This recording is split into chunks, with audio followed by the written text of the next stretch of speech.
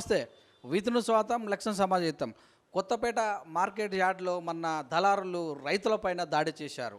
వారిని మరి నాగర్ కర్నూలు జిల్లా మరి కలకుర్తి ప్రజాప్రతినిధులు ఎవరు కూడా మరి మా దగ్గరకు వచ్చి మందలియలేదని మమ్మల్ని కనీసం ఏం జరిగిందనేటటువంటి ఆపదల కాలంలో కూడా మేము ఓట్లేసి గెలిపించినటువంటి పెద్దలు మా దగ్గరికి రాలేదని వారు ఈరోజు ప్రెస్ మీట్ని నిర్వహించారు. మరి ప్రెస్ మీట్ ముఖ్యంగా మరి సంతోష్ కుమార్ గారు, లైవ్లోకి వస్తున్నటువంటి హర్షవర్ధన్ రెడ్డి గారు, చెన్నోజు శ్రీనివాస్ గారు, మరి దాడికి గురైనటువంటి వ్యక్తులు శంకర్ గారు, వెంకటేష్ గారు ఇప్పుడు లైవ్లో మాట్లాడుతూ, రాష్ట్ర ప్రజలందరికీ నమస్కారం.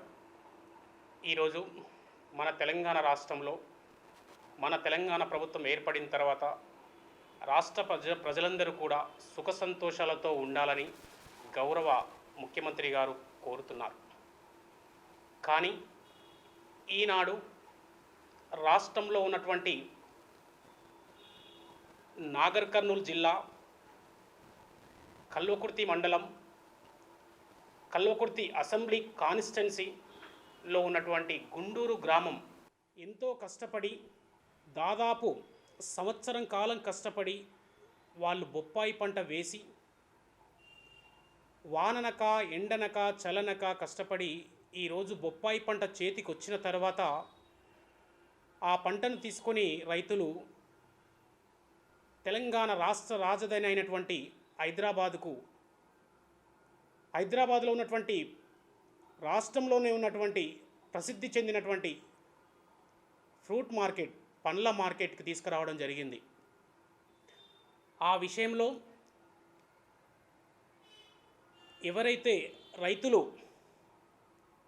గుండూరు గ్రామ నంబి చంద్రయ్య మరియు వారి తమ్ముడు నంబి వెంకటయ్య గారు ఇద్దరు మంగళవారం రోజు ఆ పండ్లను తీసుకొని అమ్ముకోవడం కోసం రావడం జరిగింది. అయితే వారు వేలానికి పెట్టడంలో భాగంగా వేలం జరుగుతున్న సమయంలో కొంతమంది దళారులు ఆ యొక్క పండ్లను వెతుకొని వెళ్తున్నారు. ఆ విషయంలో రైతు అయినటువంటి చంద్రయ్య ప్రశ్నించడం జరిగింది. మేము ఆరగాలం కష్టం పనిచేసాం, మా పండ్లను మీరు ఎందుకు వెతుకెళ్తారన్న విషయం పైన ప్రశ్నిస్తే వారు తిరగబడి నువ్వెంత, నీ సంగతి నువ్వెవడవు చెప్పడానికి అని చెప్పేసి తిరగబడి చంద్రయ్యను తీవ్రంగా కొట్టడం జరిగింది. ఆ అట్టి విషయంలో తమ్ముడు వెంకటయ్య దగ్గరే ఉండి స్పందించి, మా అన్నను మేమేం తప్పు చేశాం, రైతు ఆరగాలం కష్టం పనిచేసి తీసుకొచ్చిన పంట పైన మేము అమ్ముకోవడానికి వస్తే మీరు తిరగబడి కొడతారా అని ప్రశ్నించినందుకు వెంకటయ్యను కూడా తిరిగి ఇష్టానుసారంగా కొట్టడం జరిగింది. మనకు ఇక్కడ నేను చూపిస్తున్నాను దెబ్బలు ఎలా ఉన్నాయి చూడండి. ఇంత తీవ్రంగా దెబ్బలు తాకాయి. అదే కాకుండా వెంకటయ్యకి తీవ్రమైన గాయం అయిపోయింది. ఆయన చెవులో, ఇక్కడ చూస్తే మనకు అర్థమవుతుంది, ఇక్కడ చెవులో అతనికి హోల్ పడిపోయింది. వాళ్ళు కొట్టిన దెబ్బలకి చెవులో హోల్ పడిపోయింది. అతను అగ్రికల్చర్ సైంటిస్ట్గా పనిచేస్తున్నటువంటి వెంకట్ మీద ఇంత దారుణం జరిగింది. రైతుకు అయినటువంటి చంద్రయ్య మీద ఇంత దారుణం జరిగింది. మరి ఇంతవరకు కూడా స్పందించకపోవడం మన రాష్ట్రంలో ఎక్కడ ఉండదని చెప్తున్నాను. అందరికీ నా నమస్కారం. నేను కల్వకుర్తి మండలం నాగర్ కర్నూలు జిల్లా గుండూరు గ్రామం. అక్కడ మార్కెట్ జరుగుతున్న సమయంలో కళ్ళ ముందర మొన్న తీసుకొచ్చినటువంటి పంటను ఎత్తుకొని పోతుంటే ఒక రైతుగా మా అన్న రైతు చంద్రయ్య గారు తీసుకొచ్చినటువంటి పంటను అమ్మకానికి తీసుకొచ్చిన సమయంలో నేను కూడా మార్కెట్కి వెళ్ళడం జరిగింది. వాళ్ళ తమ్ముడు వెంకటయ్యగా నేను చెప్తున్నాను. ఆ టైంలో మన కళ్ళ ముందర చూస్తున్నాం కానీ మన పంటని దొంగిలించుకొని ఎత్తుకొని పోతున్న సమయంలో ఇదేంటి, మేము ఎండనక వాననక రాత్రనక పగలనక మేము కష్టపడి పండించిన పంటను అమ్మకానికి తీసుకొస్తే కళ్ళ ముందర ఎత్తుకొని పోతుంటే ఇదేందని నిలదీసినందుకు మా మీద దాడులు జరిపి మమ్మల్ని కొట్టి నానా రకంగా చేసి మమ్మల్ని హాస్పిటల్ పాలు చేసి చూపించి ఇక్కడ చెవిలో హోల్ పడింది. మొన్న హాస్పిటల్లోనే ఇదే V3 ఛానల్ వాళ్ళు మమ్మల్ని పలకరించి మాకు జరిగిన దాడిని తెలుసుకొని టీవీలో కూడా వేసినారు. మళ్ళీ మాకు ఎలాంటి న్యాయం జరగకపోవడం వలన వాళ్ళని మా మిత్రుడు మా గుండూరు విలేజ్, తర్వాత ఒక ఎడ్యుకేషన్ టెక్నికల్ అసోసియేషన్కి ప్రెసిడెంట్. అతను అంటే మాకు ఎలాంటి న్యాయం జరగలేదన్న ఉద్దేశంతో అతను మా యొక్క దాడిని తెలుసుకొని మళ్ళీ ఒకసారి ఇక్కడ చెన్నోజీ శ్రీనివాస్ అన్నగారు కూడా ఇద్దరు కలిసి వచ్చి మార్కెట్లో అక్కడ పరిస్థితిని తెలుసుకొని మా మీద జరిగినటువంటి దాడి గురించి తెలుసుకొని దీనికి ఏం పరిష్కారం దొరికిందని చెప్పేసి అదే మార్కెట్లో మమ్మల్ని సంప్రదించి అక్కడ జరుగుతున్న పరిణామాలను కనుగొని వచ్చి మళ్ళీ ఈ మీడియా మిత్రులకు ఎక్స్ప్లెనేషన్ ఇచ్చి మళ్ళీ ఈ యొక్క అంటే ఈ యొక్క కార్యక్రమాన్ని ఏర్పాటు చేసినందుకు వీళ్ళకు స్పెషల్గా థ్యాంక్స్ చెప్పాలి. అయితే ఇప్పటి వరకు కూడా మాకు ఎవరి నుంచి కూడా అంటే ఏ నాయకుడి నుంచి కానీ గవర్నమెంట్కి సంబంధించిన నియోజకవర్గం నుంచి ఎలాంటి మాకు సపోర్ట్ కానీ రెస్పాన్స్ కానీ మాకు ఎలాంటి ఏమంటారు సానుభూతి కానీ ఎక్కడ కూడా దొరకలేదు. ఆ తర్వాత గవర్నమెంట్ నుంచి కూడా మార్కెటింగ్ శాఖ నుంచి కూడా ఎలాంటి మాకు సహాయం కానీ పరామర్శ కానీ ఏది జరగలేదు. అదేవిధంగా నిన్న రాత్రి టైంలో ఆపోజిషన్ వ్యక్తి కాంగ్రెస్ పార్టీ అయినటువంటి చెల్లా వంశీచంద్ర రెడ్డి గారికి ఫోన్ చేసి అన్న హర్షవర్ధన్ రెడ్డి అన్న వీళ్ళు నాకు ఫోన్ చేసి అన్న ఎలా జరిగింది, ఏం జరిగింది, అసలు ఇలాంటి దాడులు జరగడానికి కారణాలు ఏంటి, ఇప్పుడు మీ ఆరోగ్య పరిస్థితి ఎలా ఉంది, మీకు గవర్నమెంట్ నుంచి కానీ మార్కెటింగ్ శాఖ నుంచి కానీ మన నియోజకవర్గం నుంచి ఉన్నటువంటి ఎమ్మెల్యే, ఎంపీ, జడ్పీటీసీ ఎవరైతే వ్యక్తులు గెలిచినటువంటి అంటే ప్రజాప్రతినిధుల నుంచి మీకు ఎలాంటి సహాయ సహకార్యాలు కానీ కనీసం పరామర్శ కానీ దొరికిందా, ఈ విషయంలో అంటే మీకు ఎలాంటి అంటే మీరు కేసు ఏమైనా పెట్టారా, వాళ్ళ నుంచి ఎలాంటి రెస్పాన్స్ ఉందని చెప్పేసి పాపం రాత్రి 8-9 గంటలకు ఆయన ఫోన్ చేసి పరామర్శించడం జరిగింది. నేను చాలా సంతోషపడుతున్నా చెల్లా వంశీచంద్ర రెడ్డి గారు. యాక్చువల్గా చెప్పాలంటే నేను మామూలుగా ఏదో ఒక జాబ్ చేసుకుంటూ నా జీవనాన్ని నేను గడుపుకున్న సమయంలో అంటే ఇదే అగ్రికల్చర్ రిలేటెడ్ వ్యవస్థలో నేను పనిచేస్తున్నాను కాబట్టి ఈ వ్యవస్థ గురించి నాకు కొద్దో గొప్ప తెలిసింది కాబట్టి మా అన్న రైతు కాబట్టి తీసుకొచ్చిన పంటని అక్కడ ఎలాంటి దళారుల మధ్య ఎట్లా నలిగిపోతుందో అన్న ఉద్దేశంతో నేను కూడా ముందు చూపుగానే వెళ్ళడం జరిగిన ఆ తరుణంలో అక్కడ ఉన్నటువంటి పరిస్థితులను నాకు గమనించి ప్రశ్నించడం జరిగింది. ప్రశ్నించినంతలోనే మా పైన దాడులు జరిగినాయి. ఆ దాడులు జరిగిన తర్వాత మేము కేసు అంటే పోలీస్ స్టేషన్కి వెళ్ళి కంప్లైంట్ ఇవ్వడం జరిగింది. ఇలా జరుగుతున్న సమయంలో ఓన్లీ ఒక ముగ్గురిని వాళ్ళు అరెస్ట్ చేసి వాళ్ళ పైన కేసు బుక్ చేయడం జరిగింది. ఆ తర్వాత మిగతా ఇద్దరిని అరెస్ట్ చేయకపోగా అరెస్ట్ చేసిన వాళ్ళని స్టేషన్ బెయిల్లో ఏదో ఇచ్చేసి వాళ్ళని పంపించడం, అదే మరుసటి రోజు అదే మార్కెట్లో వాళ్ళు దర్జాగా తిరగడం. నేను నిన్న మళ్ళీ మా అన్నగారు రైతు చంద్రయ్య తీసుకొచ్చినటువంటి పళ్ళని అమ్మడానికి నిన్న మళ్ళీ మార్కెట్ వెళ్ళడం జరిగింది.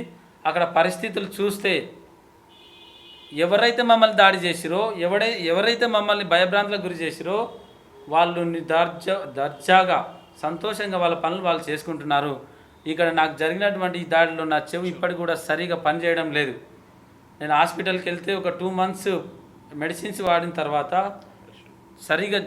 సరి అవ్వకపోతే ఆపరేషన్ చేసి సరి చేయాల్సి వస్తుంది అని చెప్పేసి డాక్టర్ గారు చెప్పడం. ఇలాంటి తరుణంలో మేము కష్టపడి పనిచేసినట్టు అంటే ఒక రైతు అంటే ఒక ప్రజాప్రతినిధులకు ఎలాంటి కనికరం లేదా? మన రాష్ట్ర ప్రభుత్వం ఏం చెప్తుంది, ఇందాక చెప్పారు రైతు బంధు, రైతు బీమా. అంటే రైతు బంధు అనేదేమో ఇలాంటి దాడులు చేస్తే వాళ్ళ హాస్పిటల్ ఖర్చులకు పెట్టుకోవాలి.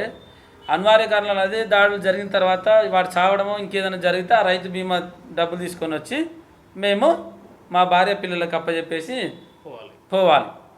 ఇదా మీ గవర్నమెంట్ అంటే మన ప్రభుత్వం చేపట్టినటువంటి ఈ కార్యక్రమాలు దీనికోసమేనా?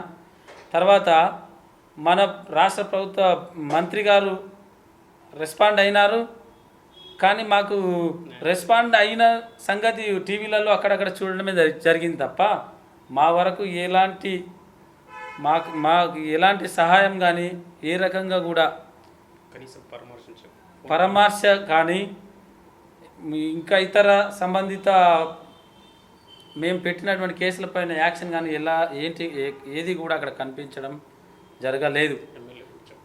ఇక్కడ మేము ఒక ప్రభుత్వ వ్యతిరేకంగా కానీ ఇంకో వేరే పార్టీల కోసం కానీ మేము ఒక రైతుగా మాకు జరిగిన అన్యాయాన్ని ఇంకొకరికి జరగకుండా, ఇలాంటి మా లాంటి రైతులపైన దాడులు జరగకుండా పండించిన పంటను, తన కష్టపడిన పంటను అమ్ముకొని అంటే దర్జాగా తిరిగే రోజులు రావాలని, తనకు సరైన న్యాయం దక్కాలని ఈ రైతు బీమాలు రైతు బంధులు కాదు, తను పండించిన పంటను ఇప్పుడు రైతు ఏదైతే ఇత్తనం వేసినప్పటి నుంచి మార్కెటింగ్ తీసుకొచ్చి అమ్ముకొని డబ్బులు చేతిలో పెట్టుకున్నంత వరకు ఎంతమంది బతుకుతున్నారని. ఇప్పుడు ఈ ఎవరైతే మాకు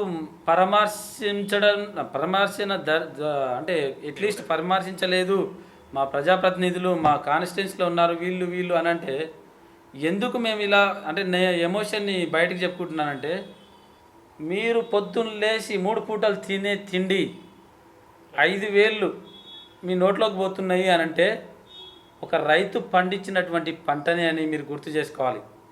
తర్వాత రైతే రాజు అంటే రాజును బికారం చేస్తున్నారు. మీరు బికారులు, ప్రజాప్రతినిధులు బికారులు, బ్రోకర్లు బికారులు, వ్యవస్థలో తిరుగుతున్నారు. వీళ్ళందరూ బికారులను వదిలేసి రాజుని బికారం చేసేసి మీరందరూ రాజులు అవుతున్నారు. ఇది ఎక్కడ న్యాయం? ఓట్లు అడుకునే టైంలో చిన్నపిల్ల కానీ ముడ్డి గడగడానికి కూడా వెనకాడని ఈ ప్రజాప్రతినిధులు అక్కడ ఇంతటి స్టేట్ లెవెల్లో ఇంతటి ఘోరం జరిగినప్పటికి కూడా ఇప్పటి వరకు స్పందించకపోవడం అనేది ఒక రైతు బిడ్డగా, ఒక రైతుగా ఎంత అవమానంగా ఫీల్ అవుతున్నానంటే, చూడండి నాకు జరిగినటువంటి ఇక్కడ దాడిలో ఇది నా చెవిలో పడిన హోలు, దీనికి 2 months మెడిసిన్స్ వాడితే తగ్గకపోతే కంపల్సరీ ఆపరేషన్ చేయాల్సి వస్తుంది, చాలా పెద్ద హోల్ పడిందని చెప్పేసి డాక్టర్ గారు రిపోర్ట్స్ కూడా ఇచ్చారు. ఇలాంటి ఘోరమైన దాడులు జరిగినప్పటికి కూడా ఎవరి నుంచి అంటే మేము ఎవరినైతే ఎన్నుకుంటామో మాకు గవర్నమెంట్ నుంచి ఎక్కడి నుంచి అయితే మాకు న్యాయం జరుగుతుందో వాళ్ళని మేము ప్రశ్నిస్తున్నాం. మాకు ఇప్పటి వరకు ఏం న్యాయం జరిగింది? మా పైన జరిగినటువంటి దాడులకు మీరు ఎలాంటి యాక్షన్స్ తీసుకున్నారు?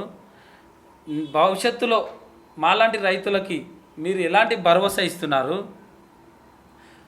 ఇక్కడ జరిగినటువంటి అన్యాయం అంటే మా కాన్స్టిట్యున్సీలో ఉన్నటువంటి నాయకులు మా దగ్గర వచ్చేసి ఓట్లు వేయించుకొని కనీసం ఎలా ఉంది, ఏం జరిగిందని కనీసం ఒక పలకరింపు కూడా చేయకపోవడం అనేది ఎంత దారుణం అంటే చాలా అవమానకరం.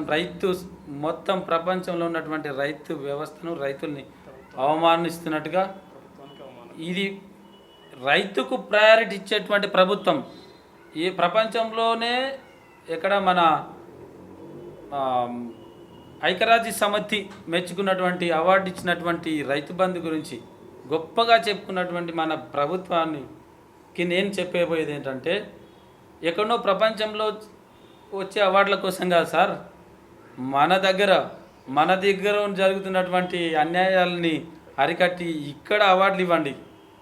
ఇక్కడ రైతుకు బెనిఫిట్ చేసి రైతుకి అవార్డు ఇవ్వండి. మీరు అవార్డ్స్ తెచ్చుకోవడం కాదు. మీరు ఏదో మేము రైతు బంధు ఇస్తున్నాం, రైతు బీమాలు ఇస్తున్నాము, దాంతో పెద్ద ఏదో జరిగిపోతుంది అంటే ఏమీ జరగదు. ఇక్కడ ఇతనం వేసినప్పటి నుంచి రైతు పంటను అమ్ముకొని తన చేతికి డబ్బులు వచ్చేంత వరకు భరోసా ఇవ్వండి. రైతు బీమా, రైతు బంధులతో పాటు అంటే అవే కావు, ఈ రైతుకు కావాల్సినటువంటి భరోసా మీరు ఇచ్చినట్టయితే రైతు రాజుగా నిలబడతాడని చెప్పేసి నేను నాకు జరిగినటువంటి ఈ దాడిని బాధగా దిగమింగుతూ మా అన్నయ్యకి జరిగినటువంటి ఆయన పైన కూడా దాడి జరిగింది. సో మాకు ఇలా జరగడాన్ని నేను దిగమింగుకోలేక మళ్ళీ నా మిత్రుడైనటువంటి సంతోష్ కుమార్ అన్న, శ్రీనివాస్ అన్న వీళ్ళ సమక్షంలో వీళ్ళు కొంచెం నన్ను మోటివేట్ చేసి ఇక్కడ జరిగినటువంటి అన్యాయాన్ని నువ్వు 10 మందికి తెలియజేయాలి, ఆ తర్వాత నీకు ఒక న్యాయం దొరుకుతుందని చెప్పేసి వాళ్ళు నాకు సలహా ఇచ్చి నన్ను మోటివేట్ చేసి తీసుకొచ్చి ఇక్కడ మీడియా మిత్రుల ముందు కూర్చోబెట్టడం నాకు చాలా సంతోషంగా ఉంది. వాళ్ళకి స్పెషల్గా థ్యాంక్స్ చెప్తూ మళ్ళీ మన మీడియా మిత్రుడు V3 ఛానల్ అన్నగారికి కూడా కృతజ్ఞతలు తెలియజేస్తున్నాను. ఆ రోజు కూడా దాడి జరిగిన రోజు కూడా ఏదైతే జరిగిందో న్యాచురల్గా మమ్మల్ని క్వశ్చన్ అంటే మమ్మల్ని అడిగి తెలుసుకొని టీవీలో వేసి మాకు ఒక ధైర్యాన్ని నింపినందుకు వాళ్ళకు కూడా కృతజ్ఞతలు తెలియజేస్తున్నాను. నాగర్ కర్నూలు జిల్లా గుండూరు గ్రామం కల్వకుర్తి మండలం యువ రైతులు చంద్రయ్య వెంకటయ్యపై ఈ మధ్యకాలంలో కొత్తపేట ఫ్రూట్ మార్కెట్లో దళారుల చేతిలో దాడికి గాయపడేటువంటి రైతుల్ని నిన్న సందర్శించడం జరిగింది. దీన్ని మేము తీవ్రంగా వ్యతిరేకిస్తున్నాం. ఇది పూర్తిగా మార్కెట్ వైఫల్యం కూడా మేము భావిస్తున్నాం. అక్కడ తూతూ మంత్రంగా పోలీసు వాళ్ళు కూడా స్టేషన్ బెయిల్ ఇచ్చేసి వాళ్ళని రక్షించడం జరిగింది. మేము డిమాండ్ చేస్తూ ఉన్నాం ఏంటంటే నిందితులపై హత్యానేరం కేసు నమోదు చేసి వాళ్ళని చట్టరీత్యా శిక్షించాలని చెప్పేసి మేము డిమాండ్ చేస్తూ ఉన్నాము. రాష్ట్ర ప్రభుత్వం ఇటువంటి ఈరోజు చూసినట్టయితే అతివృష్టి అనావృష్టి కూలీల కొరత ట్రాన్స్పోర్టు అనేక అవస్థలు పడి వాటర్ లేక బోర్లు అడుగంటిపోయి ఉన్న నేలని చదును చేసుకొని కష్టపడి నెత్తిన పెట్టుకొని పంట తీసుకొస్తే ఈరోజు మార్కెట్లో దళారుల చేతిలో దాడికి గురైనటువంటి సంఘటనలు అనేది ఇది చాలా దురదృష్టకరం. మనం ఇప్పటివరకు వింటూ ఉంటాం దళారుల చేతిలో దగాపడ్డ రైతులు ఉంటారు, కానీ ఇలా దాడికి గురైన రైతులు ఇది తెలంగాణలో చెప్పుకోవడం అనేది మనము సిగ్గుచేయడానికి కూడా నేను చెప్తా ఉన్నాను. ప్రభుత్వం ధాన్యం అంటే రైతు కాళ్ళ దగ్గరనే ధాన్యం పంటను కొనుగోలు చేయాలా, రైతు రవాణా వ్యవస్థను ఏర్పాటు చేయాలా, పటిష్టమైన భద్రతా చర్యలు ఏర్పాటు చేయాలా, రైతు బంధు రైతు బీమాతో పాటు రైతు రక్షణ చట్టం కూడా తీసుకురావాలని చెప్పేసి మేము డిమాండ్ చేస్తూ ఉన్నాం. రైతుకు ధాన్యం కొనుగోలు అనేది ఒక రవాణా వ్యవస్థ, ప్రత్యేక రవాణా వ్యవస్థ ప్రభుత్వం ఏర్పాటు చేసి నేరుగా రైతు నుంచి పంటను కొనుగోలు చేసి ఒక పంటకు ధరలు కూడా ముందే ప్రకటించాలని మేము డిమాండ్ చేస్తున్నాం. ఇప్పటి వరకు కూడా చాలా బాధాకరమైన విషయం ఏంటంటే ఈ మార్కెట్ శాఖ వాళ్ళు కానీ హార్టికల్చర్ వాళ్ళు కానీ సంబంధ మినిస్టర్ కానీ ఇప్పటి వరకు రైతుల్ని నేరుగా కలుసుకొని వాళ్ళని సందర్శించకపోవడం అనేది బాధాకరం. ఇంకొక ముఖ్యమైనది ఏంటంటే అక్కడ స్థానిక ఎమ్మెల్యే ఎంపీ కూడా నాగర్ కర్నూలు ఎంపీ కల్వకుర్తి ఎమ్మెల్యే కూడా ఈ యువ రైతుల్ని సందర్శించకపోవడం అనేది బాధాకరం. ఎలక్షన్ల ముందు ప్రజలకు అందుబాటులో ఉంటాం, ప్రజల కష్ట సుఖాలు పాలు పంచుకుంటామని చెప్పేసి ఈరోజు యువ దాడికి గురైనటువంటి ఈ రైతుల్ని ప్రజాప్రతినిధులు విస్మరించడం అనేది చాలా సిగ్గుచేటు. ఇప్పటికైనా ఈ హత్య రైతే రాజు ఇది రాజు పైన జరిగిన హత్య, రాజుపై జరిగినటువంటి దాడి భావించి ప్రభుత్వం పూర్తి స్థాయి బాధ్యత వహించి రైతుకు న్యాయం చేయాలని మేము డిమాండ్ చేస్తున్నాం. ఇలాంటి సంఘటనలు మరి ఎక్కడ కూడా పునరావృతం కాకుండా ఈ మార్కెట్ వ్యవస్థని ప్రక్షాళన చేయాలని చెప్పేస్తున్నాం. రైతు పాలసీలు తీసుకురావాలా, రైతు రక్షణ పాలసీలు తీసుకురావాలా, రైతు కొనుగోలు విధానంలో మార్పు తేవాలా, మార్కెట్ రైతు కాళ్ళ ముందరకు పోవాలని మేము డిమాండ్ చేస్తూ ఇలాంటి సంఘటనలు రాష్ట్రంలో అరికట్టాలని చెప్పేసి మేము డిమాండ్ చేస్తాం. V3 న్యూస్ లక్ష్యం సమాజ హితం.